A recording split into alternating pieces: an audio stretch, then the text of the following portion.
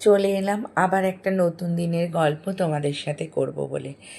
সকাল মানেই তো একটু চা দিয়েই শুরু করতে হয়, আর আমার চা মানে একদম জাস্ট একটু পাতা দিয়ে গরম জল ফুটিয়ে নেওয়া, কারণ আমি চিনিও খাই না। আর তোমরা এতদিনে জেনেই গেছো, যারা আমার খুব প্রিয় ভালোবাসার মানুষ তারা প্রত্যেকে তোমরা জেনে গেছো।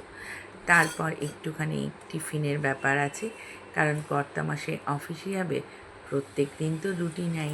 তাই ভাবলাম একদিন একটু যদি পরোটা করে দেওয়া যায়, আর তার সাথে একটু সাদা আলুর চচ্চড়ি। খুব ভালোবাসে উনি সেটা খেতে, তাই জন্য আমিও করে দিলাম একটুখানি সাদা আলুর চচ্চড়ি আর একটু পরোটা। কারণ আমি আবার এখন একদমই এগুলো খাই না, একটু বারণ আছে বলে।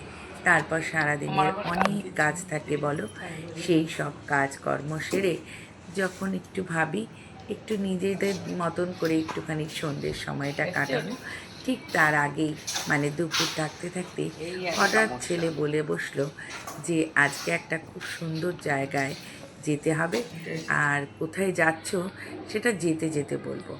সেটা নিয়ে একটু হাসছিলাম যে সেটাও একটা সারপ্রাইজ, তবে ভালোই লাগে এরকম সুন্দর সারপ্রাইজ মাঝে মাঝে পেতে। আর বেরোনোর পথেই মন্দিরে একটু মায়ের প্রণাম করে যাত্রাটা শুরু করলে বেশ ভালোই হয়। আর মা আমাদের এখানে ভীষণ জাগ্রত, প্রত্যেকে বেরোনোর সময়, বাড়ি ফেরার সময় কর্মস্থল থেকে এখানে প্রণাম করে ঢোকে। তারপর যেতে যেতে শুনলাম ছেলে একটা সিনেমা দেখার টিকিট কেটেছে। সিনেমাটা কিন্তু তোমরাও যেতে পারো জানো তো, বাচ্চাদের সিনেমা, নরসিংহ। তা সেই যে হিস্টোরিক্যাল গল্পটা সেটা কিন্তু অত্যন্ত সুন্দর, তাই আমি চলে গেছিলাম আইনক্সে সিনেমা। আর সত্যি এত ভালো লেগেছে না, তার কিছু ক্লিপিং তোমাদের সাথেও তুলে ধরবো। আর একটু খাবার কিনে তারপরেই ঢুকলাম, কারণ তোমরা তো জানোই এতক্ষণ সময় সিনেমা দেখবো, কিচ্ছু খাবো না সেটা কি হয় বলো? খিদেও তো পেয়ে যাবে, তাই না?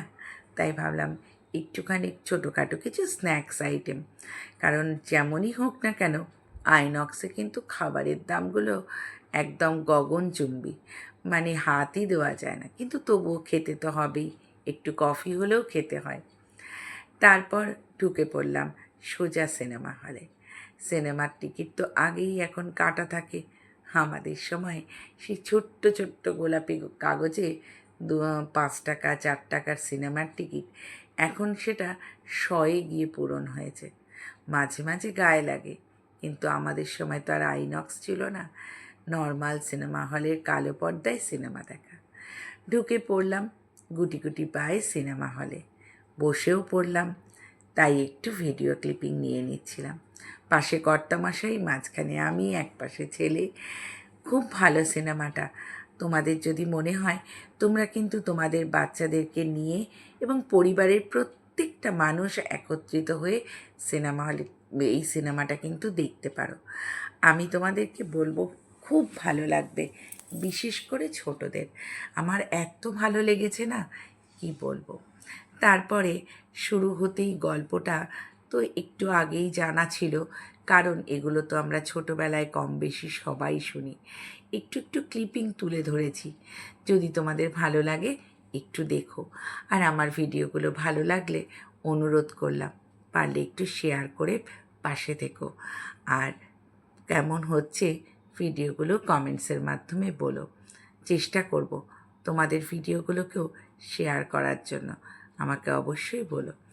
তারপরে সিনেমার ক্লিপিংগুলো তুলে ধরলাম তোমাদের সকলের সামনে, একটুখানি যাতে তোমাদেরকেও শেয়ার করতে পারি। খুব সুন্দর। আর এরকম সুন্দর সুন্দর মুহূর্ত আমার তো গল্পের মধ্যে তোমাদের সাথে চলতেই থাকবে, কারণ তোমাদেরকে শেয়ার না করলে এখন আর ভালো লাগে না।